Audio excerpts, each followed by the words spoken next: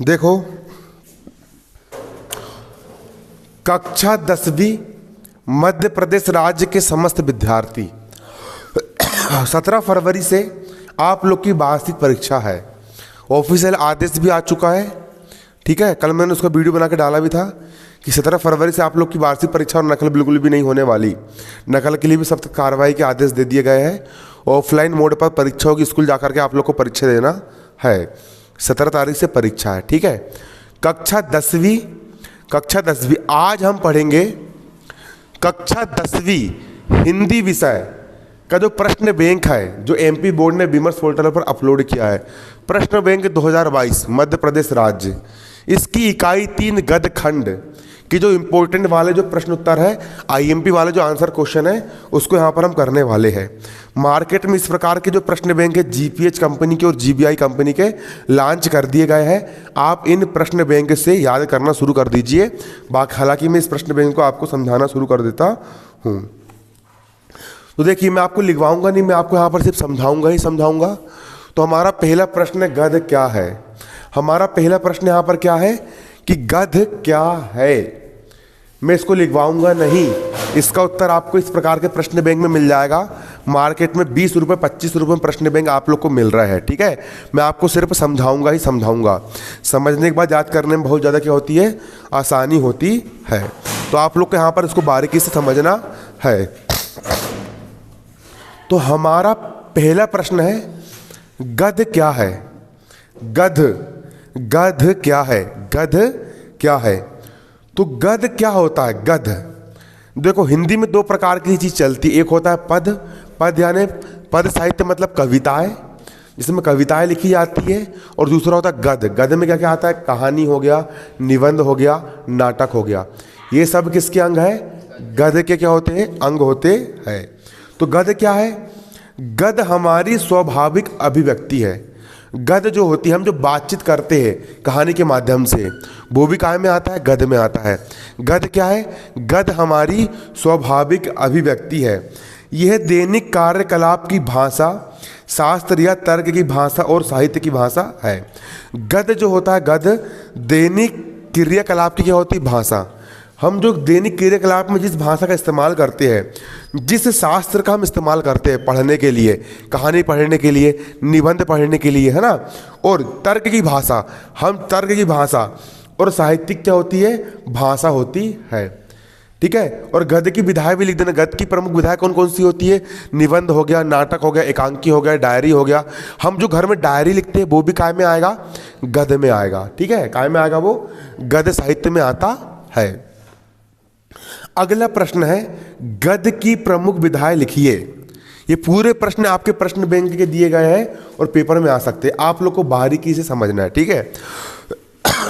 प्रश्न यहाँ पर क्या है, गद्य की प्रमुख विधाएं लिखिए। गद्य की प्रमुख विधाएं कौन कौन सी होती है, लिखिए। तो गद्य की प्रमुख विधाएं निम्नलिखित है। पहला, निबंध। गद्य की विधाएं कौन कौन सी होती है, निबंध। हम जो निबंध लिखते हैं, ठीक है, निबंध भी क्या होती है, गद्य की विधा है। दूसरा, कहानी। हम जो कहानी सुनते हैं, हम जो कहानी पढ़ते हैं, या हम जो कहानी लिखते हैं, ये भी किसकी विधा है, गद्य की विधा है। अगला, एकांकी। जो एकांकी हम पढ़ते हैं वो भी क्या है, गद्य की विधा है। अगला, नाटक। नाटक भी क्या होता है, गद्य की विधाएं होती है। अगला प्रश्न है हिंदी साहित्य में गद्य के विकास काल का विभाजन लिखिए। तो देखिए, जैसे काव्य पद साहित्य का विभाजन होता है, उसी प्रकार गद्य साहित्य का भी क्या होता है, विभाजन होता है। गद्य लिखना अभी अभी शुरू हुआ है 1850 से। 1850 के पहले तुमको एक भी कहानी देखने को नहीं मिलेगी। पूरी की पूरी कविताएं ही लिखी जाती थी।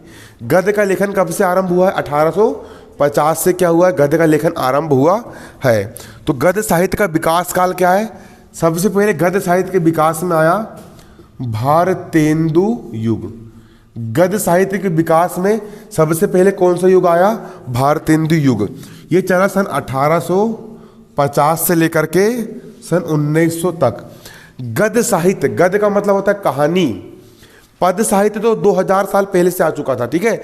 लेकिन जो गद्य साहित्य है, गद्य साहित्य कब से प्रारंभ हुआ, गद्य साहित्य आपका भारतेंदु युग से प्रारंभ हुआ। गद्य साहित्य में सबसे पहले कौन सा युग आया? गद्य साहित्य में सबसे पहले भारतेंदु युग आया। कब से लेकर कब तक चला? भारतेंदु युग 1850 से लेकर के सन 1900 तक चला। कौन सा युग? भारतेंदु युग। इसके बाद आया आपका द्विवेदी युग। कौन सा युग आया? द्विवेदी युग। भारतेंदु युग के बाद कौन सा युग आया? द्विवेदी युग। ये चला सन 1900 से लेकर के 1920 तक। द्विवेदी युग कब से कब तक चला? 1900 से लेकर के 1920 तक। अगला आया यहां पर आपका शुक्ल युग। कौन सा आया? शुक्ल युग। शुक्ल युग कब से लेकर कब तक चला? 1920 से लेकर के 1945 तक। कौन सा युग चला? शुक्ल युग चला। 1920 से लेकर के 1945 तक शुक्ल युग चला। अगला आया आपका शुल्कोत्तर युग, है ना? शुक्लोत्तर, है ना? उत्तर युग, है ना? ये शुल्कोत्तर युग कब से लेकर कब तक चला? 1945 से लेकर के आज तक ये चला आ रहा है ना? शुक्लोत्तर युग, है ना? शुक्लोत्तर युग, शुक्लोत्तर युग। ठीक है, कौन सा युग? शुक्लोत्तर युग। ठीक है, तो हिंदी गद्य साहित्य को कितने भागों में बांटा जा सकता है? हिंदी गद्य साहित्य को मुख्य रूप से 4 प्रमुख भागों में बांटा जा सकता है। हिंदी साहित्य को मुख्य रूप से कितने भागों में? 4 प्रमुख भागों में बांटा जा सकता है। सबसे पहले हिंदी गद्य साहित्य में कौन से युग का आरंभ हुआ? सबसे पहले हिंदी गद्य साहित्य में भारतेंदु युग का प्रारंभ हुआ। भारतेंदु युग कब से प्रारंभ हुआ? सन 1850 से लेकर प्रारंभ हुआ और कब तक चला? 1900 तक चला। यहाँ पर भारतेंदु हरिश्चंद्र ने कई सारी रचनाएं लिखी थी। इसके बाद द्विवेदी युग आया। द्विवेदी युग किसके कारण आया? आचार्य हजारी प्रसाद द्विवेदी ने यहाँ पर द्विवेदी युग लेकर के आए। द्विवेदी युग में भी कई सारी गद्य की रचनाएं की गई। द्विवेदी युग कब से लेकर कब तक चला? सन 1900 से लेकर के सन 1920 तक चला। द्विवेदी युग के बाद कौन सा युग आया? द्विवेदी युग के बाद आया शुक्ल युग, है ना? शुक्ल युग, है ना? शुक्ल युग कब तक चला? 1920 से 1945 तक चला। उसके बाद शुल्कोत्तर युग आया जो 1945 से लेकर के आज तक चला आ रहा है। ये क्या है? आपके हिंदी गद्य साहित्य का क्या है? विभाजन है। किसका विभाजन है? हिंदी गद्य साहित्य का क्या है? विभाजन है। अब अगला प्रश्न यहां पर आपका है, कोई 2 उपन्यास के नाम एवं उनके उपन्यासकारों के नाम लिखिए। उपन्यास किसको बोलते हैं? उपन्यास का मतलब ये होता है जो बहुत बड़े बड़े उपन्यास लिखे जाते हैं किसी के ऊपर, उसको अपन क्या बोलते हैं? उपन्यास। तो हिंदी के 2 प्रमुख उपन्यास के नाम एवं उपन्यासकारों के नाम लिखना है। तो लिखो कॉपी में, कौन कौन से है? पहला मेला आंचल। पहला उपन्यास कौन सा है? मेला आंचल। किसने लिखा है? फणीश्वर नाथ रेणु ने लिखा है। याद कर लो बिल्कुल। हिंदी के 2 उपन्यास कौन कौन से हैं? याद कर लो। यहाँ पर खाली बैठना नहीं है, ऐसा बैठो कि तुमको यहीं पर क्या हो जाना चाहिए? क्योंकि कल आदेश आ चुका है, कल ऑफिशियल आदेश आ चुका है। मैंने यूट्यूब पर उसको वीडियो बना करके भी डाल चुका हूँ। ठीक है, कि 18 फरवरी से तुम लोग का क्या, 17 फरवरी से तुम लोग का क्या स्टार्ट है? पेपर 17 फरवरी से तुम लोग के स्टार्ट है। मात्र आज से तुम लोग के पास मात्र 15 दिन बचे हैं। 15 दिन बाद तुम लोग की कौन सी परीक्षा है? वार्षिक परीक्षा है। इसलिए घर पर बिल्कुल 6 के 6 विषय के जो तुम्हारे प्रश्न बैंक है पूरा रट लो, पूरा याद करके खत्म कर लो। ठीक है, तो यहीं पर याद हो जाना चाहिए। कोई 2 उपन्यास के नाम एवं उनके लेखक के नाम। तो पहला उपन्यास कौन सा है? मेला आंचल। पहला उपन्यास कौन सा है? मेला आंचल। और मेला आंचल किसने लिखा है? फणीश्वर नाथ रेणु ने लिखा है। मेला आंचल किसने लिखा है? फणीश्वर नाथ रेणु ने। और दूसरा कल्याणी। कल्याणी उपन्यास किसने लिखा है? जैनेन्द्र कुमार ने लिखा है। कल्याणी उपन्यास किसने लिखा है? जैनेन्द्र कुमार ने। मैं लिखवा इसलिए नहीं रहा हूं क्योंकि तुम्हें प्रश्न बैंक 20-20 रुपए के आ रहा है, इससे तुमको लिखा लिखा मिल जाएगा, इससे तुमको याद कर लेना है। ठीक है, मेला आंचल किसने लिखा है? मैं बोल के दिखाऊं, मेला आंचल फणीश्वर नाथ रेणु। और दूसरा क्या है? कल्याणी। किसने लिखा है? जैनेन्द्र कुमार ने। मुझे याद हो गया, तुम लोग को भी क्या हो जाना चाहिए? याद हो जाना चाहिए। अगला प्रश्न, 2 कहानीकारों के नाम लिखिए एवं उनकी 2-2 कहानियां लिखिए।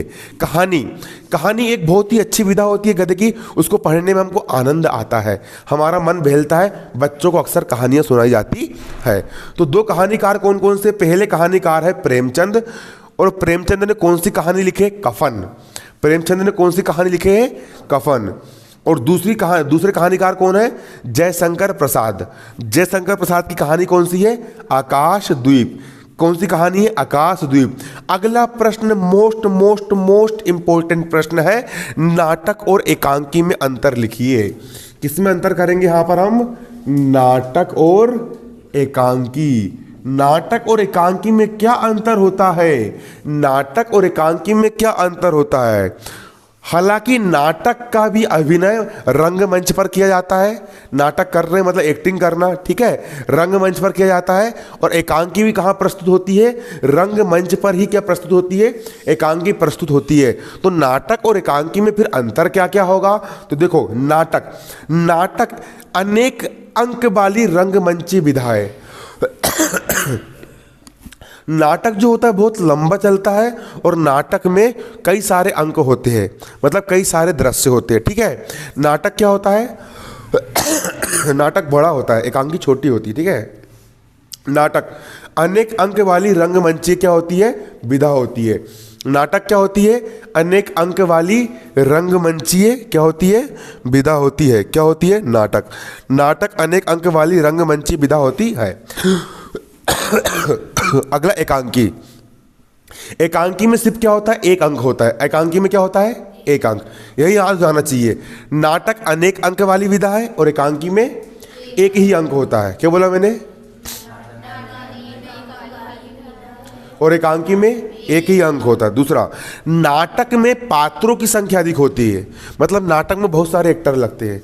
जैसे कि अपन रामलीला, छिंदवाड़ा में रामलीला होती है, नाटक चलता है, कितने सारे पात्र लगते हैं। कोई हनुमान बन गया, तो कोई अंगद बन गया, कोई सुग्रीव बन गया, कोई वाली बन गया, कोई रावण बन गया, मैं हूँ लंकेश, है ना कि नहीं?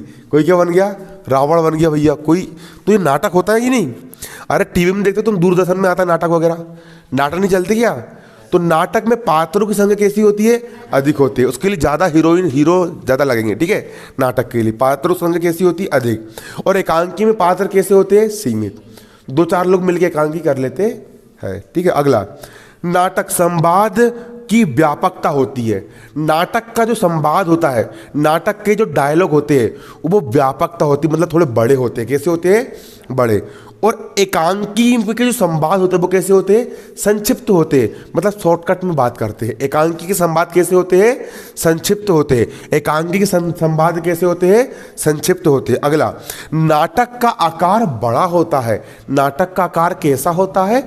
बड़ा होता है। और एकांकी का आकार छोटा होता है। एकांकी का आकार कैसा होता है? छोटा होता है। अगला, जयशंकर प्रसाद के द्वारा रचित, ठीक है, ध्रुव स्वामिनी एक नाटक है। ध्रुव स्वामिनी एक क्या है? नाटक है, ठीक है। ध्रुव स्वामिनी एक क्या है? नाटक है। अगला, एकांकी। देखो, तुम्हारी किताब में ना एकांकी दी रहती है, 2-2 पेज की एकांकी रहती है। लिखा रहता है मोहन, फिर मोहन ने ये कहा, फिर उसकी माँ, तो उसने ये कहा, ठीक है, ऐसा लिखा होता है ना। ये एकांकी है, 2-3 पेज की होती है मात्र। और नाटक जो होते हैं इतनी मोटी मोटी किताब लिखी रहती है बिल्कुल नाटक की, ठीक है। तो जयशंकर प्रसाद द्वारा रचित ध्रुव स्वामिनी एक क्या है? नाटक है। और पृथ्वीराज की आंख, डॉक्टर रामकुमार वर्मा का एक प्रसिद्ध क्या है? एकांकी है। पृथ्वीराज की आंख पढ़े तुमने? 2 पेज की है। उसमें से इतना रहता है कि एक भारत देश के एक बहुत बड़े राजा होते हैं पृथ्वीराज चौहान। कौन होते हैं? पृथ्वीराज चौहान। और एक लुटेरा होता है मोहम्मद गोरी। वो एक बार आता है, पृथ्वीराज चौहान उसको हरा देते हैं। अब भाई मार देना चाहिए ना, लेकिन जब अपने आपको हीरो समझते पृथ्वीराज चौहान, बोलते कि जा मैंने तुझे भीख में दे दिया, चला जा करके, है ना। फिर वो फिर सेना इकट्ठा करता है मोहम्मद गोरी, फिर आक्रमण करता है, फिर हार जाता है। फिर पृथ्वीराज उसको क्या कर देते हैं? माफ कर देते हैं, ठीक है। फिर तीसरी बार आता है मोहम्मद गोरी, फिर पृथ्वीराज चौहान उसको हरा देते हैं। इस प्रकार 17 बार युद्ध में किसको हराते हैं? पृथ्वीराज चौहान मोहम्मद गोरी को हरा देते हैं। लेकिन जैसे ही 18वीं बार कौन आता है? मोहम्मद गोरी, तो पृथ्वीराज चौहान क्या हो जाते हैं? हार जाते हैं। और मोहम्मद गोरी बोलता है कि तुमने मुझे माफ़ कर दिए, तुमने बहुत बड़ी गलती करी, लेकिन मैं तुमको माफ़ नहीं करूँगा। तो पृथ्वीराज चौहान को वो बंदी बना लेते हैं और पूरे मंदिर का खजाना, सोमनाथ मंदिर का लूट लेते हैं, ठीक है। बहुत पहले की बात हो गई जे। और उसके बाद इसे क्या करते हैं कि जलती हुई सरिया पृथ्वीराज चौहान की आंखों में डाल देते हैं। ठीक है, तो डालेंगे नहीं भैया, क्यों माफ करे तुमने, माफ भी नहीं करना था ना, पहली बार में निपटा देना था। ठीक है, चाणक्य ने कहा है, चाणक्य को जानते हो, आज से 2500 साल पहले जितना बड़ा आज भारत है ना, आज का भारत, पाकिस्तान, अफगानिस्तान, आधा चीन, पूरा चंद्रगुप्त मौर्य के राजपाट का हिस्सा था। और उस समय का जो चाणक्य के समय का जो भारत था, स्वर्ण युग कहा जाता था, जिन्हें सिकंदर को हरा के भगा दिए थे। भाई चंद्रगुप्त मौर्य जिसने सिकंदर की बेटी के साथ क्या कर लिया था, शादी किया था। ठीक है, आ रहा तुमको समझ में, बोलते ना सिकंदर जो जीता वो सिकंदर, उसी सिकंदर की बात कर रहा हूं मैं। ठीक है, चाणक्य का क्या नियम होता है, शत्रु को कभी कमजोर मत समझो, और जब तक शत्रु पूरी तरह से नष्ट ना हो जाए उसको छोड़ो मत। या दुश्मनी पालो मत, या दुश्मनी पाल ली हो तो खत्म कर दो सामने वाले को। सिस्टम ऐसे ही अपनाना चाहिए। ठीक है, आराम समझ में। ठीक है, और छोटे छोटे लड़ाई झगड़ों में तुम निपटा मत देना किसी को। ठीक है, ऐसा रहता। ठीक है, तो पृथ्वीराज की आंख, फिर लास्ट में क्या होता मालूम तुम लोग को, उसके बाद पृथ्वीराज, उसके बाद क्या होता है, फिर मोहम्मद गोरी मर जाता है ना। कैसे मरता मालूम है, पृथ्वीराज चौहान की दोनों आंख क्या कर देता है, वो फोड़ देता है मोहम्मद गोरी। लेकिन पृथ्वीराज चौहान जो थे, अरे उस समय की योद्धा बहुत खतरनाक हुआ करते थे। महाराणा प्रताप तलवार के एक बाण, एक धार से सामने वाले बंदे के सेनापति और घोड़े को 2 भाग में काट दिए। मतलब ऐसा लेके ऐसा करे तलवार, 80-80 किलो की तलवार हुआ करती थी। उनको शब्द भेदी बाण चलाते आता था। तो एक बार उन दोनों कैदियों को बुलाया गया, किसने बुलाया, मोहम्मद गोरी ने बुलाया, और बोला कि तुम शब्द भेदी बाण चलाओ करके।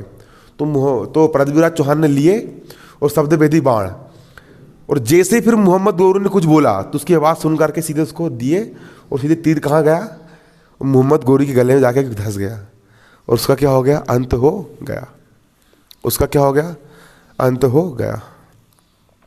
फिर मोहम्मद गोरी ने क्या करा था, पृथ्वीराज चौहान की जो अस्थियाँ थी उसको लिया करके अफगानिस्तान में लिया करके लुका दिया था। ठीक है, तो अभी की बात है कम से कम 5 साल पहले की। एक बंदा था, उसका नाम था शेर सिंह राणा। ठीक है, वो जेल के अंदर बंद था, रातम रात जेल से गायब हो गया। वो अफगानिस्तान पहुंच गया और वहाँ के राजा लोग को चकमा दे करके वह उनकी पूरी अस्थियाँ वापस लेकर के आ गया, और अभी उनका स्टेचू बना कहाँ पर, यहाँ पर। ठीक है, ऐसा रहता है। ठीक है, इससे सीख क्या मिलती है, तुम कितनी ताकतवर हो, लेकिन शत्रु को कभी कमज़ोर मत समझो। उनने शत्रु को क्या समझ लिए, कमज़ोर समझ लिए। 17 बार माफ़ कर दिए, और सामने वाले ने एक भी बार माफ़ करा क्या, नहीं। इसलिए बोलते मतलब कभी भी कमज़ोर नहीं समझना चाहिए। ठीक है, तो एकांकी और नाटक में क्या होगा, तुम्हारा अंतर हो गया। अगला प्रश्न लिखो, उपन्यास और कहानी में 2 अंतर लिखिए। किसमें, उपन्यास में और कहानी में। उपन्यास जो होते हैं ना, मालूम है कितने पेज के होते हैं, 200, 300 पेज के उपन्यास होते हैं, और पढ़ने में बहुत मज़ा भी आता है। ठीक है, उपन्यास, मैंने एक उपन्यास पढ़ना शुरू किया था, आधा पढ़ा फिर मैं बोर हो गया था। ठीक है, लेकिन उपन्यास पर जो बंदा उपन्यास पढ़ता है उसकी हिंदी में इतनी खतरनाक पकड़ बन जाती है कि पूछो मत। ठीक है, उपन्यास बहुत बड़े बड़े होते हैं। ठीक है, तो उपन्यास और कहानी में क्या करना है, तुम लोग को यहाँ पर अंतर लिखना है।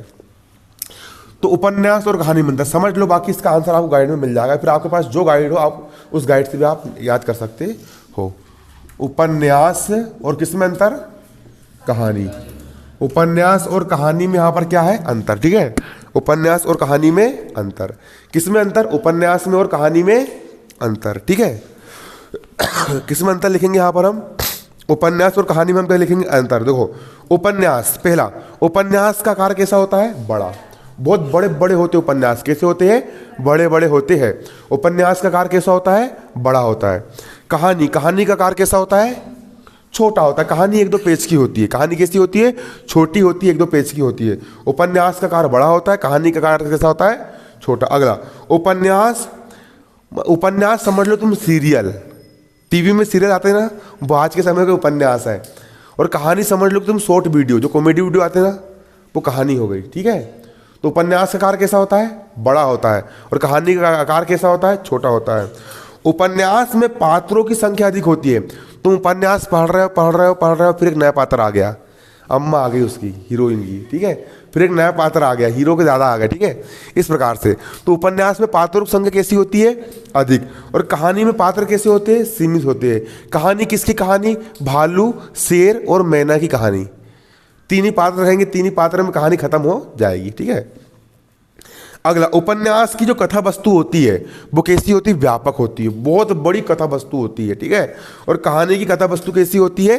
संक्षिप्त होती है, छोटी होती है। अगला, प्रेमचंद के अनुसार उपन्यास एक बगीचा है।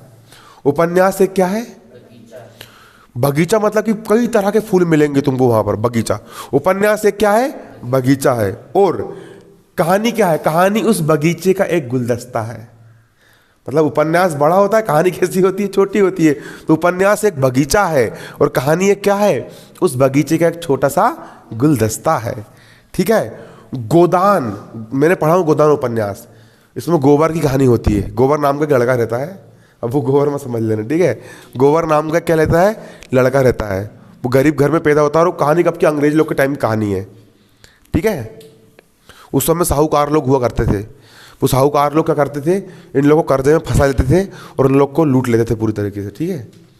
एक मदर इंडिया पिक्चर देखा किसी ने? मदर इंडिया देखियो? Mother India black and white है, जो लास्ट में उसकी जो माँ होती है वो उसके बेटे को मार डाल देती है। नहीं देखे? सेम बेसिक कहानी है बिल्कुल, ठीक है। गाना है ना उसका अच्छा वाला, मेरे देश की धरती सोना उगले, ये पिक्चर का है ना, उगले हीरे मोती मेरे देश की धरती हो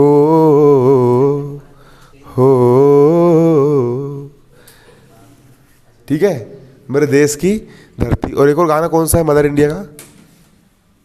अच्छे गाने यार उसके मदर इंडिया के, देखो ना। तो गोदान क्या है? प्रेमचंद के द्वारा लिखित एक उपन्यास है, कम से कम 300 पेज का गोदान है ये ना। और हार की जीत सुदर्शन कृत एक कहानी है। हार की जीत एक प्रकार की क्या है? कहानी है। किसने लिखा है? सुदर्शन ने लिखा है। हार की जीत एक क्या है? कहानी है। किसने लिखा है? सुदर्शन ने लिखे है। बन जाएगा तुमसे। चलो अगला प्रश्न, रेखा चित्र और संस्मरण में दो अंतर लिखिए। रेखा चित्र क्या होता है और संस्मरण क्या होता है? रेखा चित्र और संस्मरण क्या होता है? रेखा चित्र और किसमें? संस्मरण। रेखा चित्र और संस्मरण में क्या अंतर होता है? देखो, मान चलो कि मैं एक लेखक हूं। मैं एक क्या हूं? लेखक हूं। और मुझे अपने बचपन के दिन याद आए। मुझे क्या के दिन याद आए? कि यार बचपन था, बचपन में मैं नाना घर जाता था और वहाँ खेलता था, भयंकर ये करते थे वो करते थे, कहीं टाका में डूब डूब के नहा रहा है, कि गर्मी की छुट्टी में बिल्कुल आम बीनने के लिए जा रहा है, आम खा रहा है, आम के झाड़ में जा रहा है, कर रहा है वो कर रहा है। मुझे बचपन की चीज़ कुछ चीज़ याद आ गई, ठीक है। बचपन में हम स्कूल के अंदर घुस जा करते थे, हाल स्कूल के अंदर तोड़ फोड़ करते थे बहुत ज़्यादा, ठीक है। बहुत पहले की बात हो गई है, ठीक है। कब की बात है? 10 साल पहले स्कूल के अंदर कुछ जाते थे बिल्कुल ऊपर से चढ़ा करके, ठीक है। बहुत पहले की बात हो गई। तो मुझे कुछ घटना याद आई, ठीक है। अंदर खेल रहा है तो कहीं कुछ खेल रहा है, स्कूल के अंदर चुड़ैल मिल गई पीछे, तो ये हो गया वो हो गया, ठीक है। बहुत घूमते थे। जैसे एक छेंडी थी, पतली छेंडी रहती है ना। एक बार स्कूल में पतली छेंडी थी, दौड़ते दौड़ते पीछे लड़का चेन में दौड़ रहा था और दौड़ा में, और जो मेरी उंगली थी खिड़की में फंस गई और ऐसी हो गई, टूट गई बिल्कुल। तो अब मुझे कुछ बचपन की घटना मुझे याद आई। सुनो, मुझे कहाँ की घटना याद आई? मैंने उसको लिख दिया। मैंने क्या कर दिया? उसको लिख दिया। तो मैंने अपनी स्मृति में उसको याद किया, तो वो बन गया संस्मरण। मतलब स्मरण से अपन ने उसको फिर से लिख दिए, तो वो क्या बन गया? संस्मरण। और रेखा चित्र क्या होता मालूम है? रेखा चित्र का मतलब जो होता है कि मान लो कि मैं इस लड़के के बारे में देख रहा हूँ, ठीक है, और उसके बारे में कुछ लिख रहा हूँ कि लड़का कैसा, इसके भूरे रंग के बाल हैं, मेहंदी लगाया है, मतलब बाल पकड़ा है इसके, ठीक है, इस प्रकार की जैकेट पहनता है, 24 घंटे हंसते रहता है दांत निकाल निकाल के, ठीक है, जहाँ कहीं पर भी दिखता है तो ऐसा करता है, ऐसा करता है, देख देख के, है ना, ये नहीं, ठीक है ना कि नहीं। तो अब इसके बारे में मैंने एक चीज़ लिख दिया। जब किसी व्यक्ति का अपन जब रेखा चित्र बनाते हैं, अपन किसी व्यक्ति का क्या बनाते हैं, रेखा चित्र बनाते हैं, तो उसको अपन क्या बोलेंगे, रेखा चित्र बोलेंगे। ठीक है। अब देखो संस्मरण और रेखा चित्र में क्या अंतर होता है। तो देखो संस्मरण किसको बोलते हैं, संस्मरण किसी घटना पर आधारित होता है। संस्मरण किस पर आधारित होता है, किसी घटना पर क्या होता है, आधारित। संस्मरण किस पर आधारित होता है, तुमको बचपन की कोई घटना याद आ गई, तुमने उसके बारे में लिख दिए, तो घटना पर क्या होता है, आधारित, क्या, संस्मरण। अगला रेखा चित्र। रेखा चित्र जो होता है वो किसी व्यक्ति पर आधारित होता है। किसी व्यक्ति का रेखा चित्र खींचना, कि व्यक्ति, जैसे कि रामभक्त बेनीपुरी ने एक व्यक्ति का रेखा चित्र खींचे थे। ठीक है, ठीक है। अब रेखा चित्र पढ़ने में बड़ी मजा आती है। ठीक है। एक रेखा चित्र जब हम पढ़ते थे ना, उस रेखा चित्र में लिखा था कि एक दुबला पतला सा, है ना, एक बिल्कुल एक आदमी रहता है। ठीक है।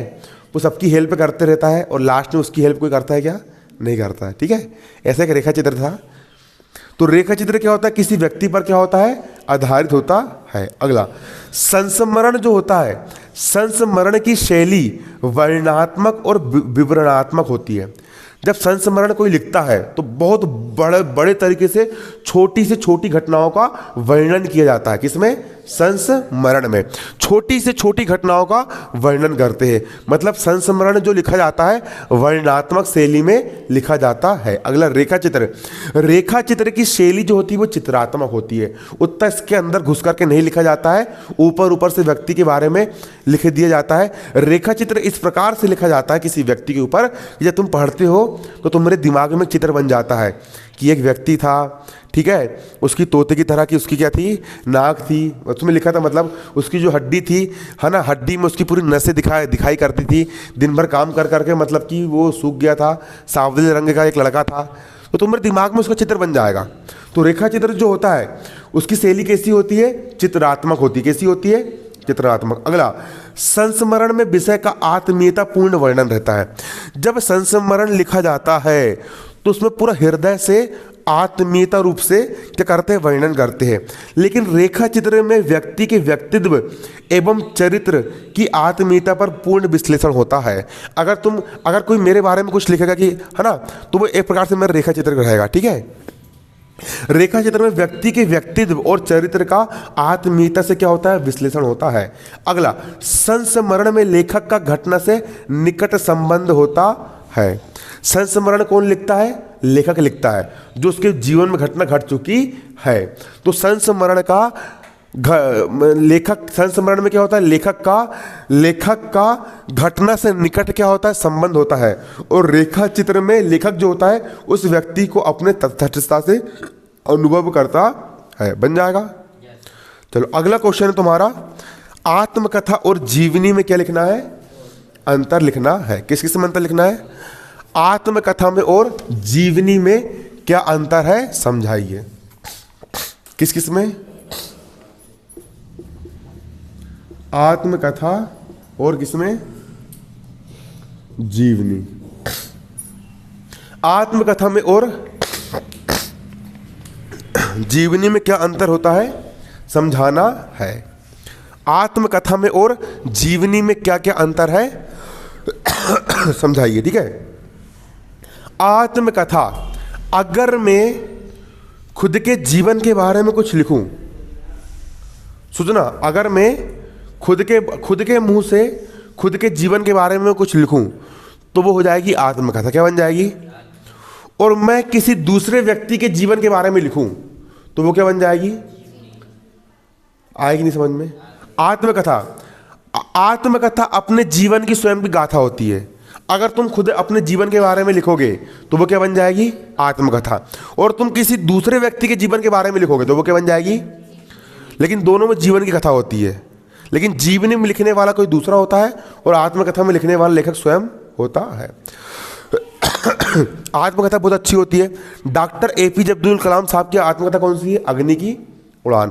पूरा उन्होंने बताया कि कैसे गरीब घर में पैदा हुए और कैसे कैसे भारत देश के मिसाइल मैन और राष्ट्रपति तक वो बन गए। ठीक है। आत्मकथा अपनी जीवन गाथा है। आत्मकथा किसकी जीवन गाथा है, अपनी स्वयं की क्या है, जीवन गाथा है। आत्मकथा में लेखक अपने स्वयं की जीवन गाथा को लिखता है। और जीवनी, जीवनी महापुरुषों की जीवन गाथा है। जो महापुरुष होते हैं उनके जीवन के बारे में जो लेखक लिखता है वो क्या बन जाती है? जीवनी बन जाती है। एक पॉइंट और लिख सकते हो तुम इसमें, आत्मकथा स्वयं के द्वारा लिखी जाती है, जीवनी किसी दूसरे के द्वारा लिखी जाती है। ठीक है। आत्मकथा में रचनाकार जो होता है अपने जीवन की कथा लिखता है। आत्मकथा में क्या करता है? जो रचनाकार होता है, आत्मकथा लिखने वाला, वो स्वयं अपने जीवन की कथा लिखता है। और जीवनी, जीवनी में जो रचनाकार होता है, लिखने वाला, अन्य व्यक्ति के जीवन पर लिखता है। जीवनी किस पर लिखी जाती है? अन्य व्यक्ति के जीवन पर क्या लिखी जाती है? जीवनी लिखी जाती है। जीवनी अन्य व्यक्ति पर लिखी जाती है। अगला आत्मकथा, आत्मकथा जीवन काल की घटना पर आधारित की जाती है। आत्मकथा जो होती है वो किस पर आधारित होती है? जीवन काल की घटना पर क्या होती है? आधारित होती है। और जीवनी जो होती है, जीवनी में जन्म से मृत्यु तक की घटनाएं होती है।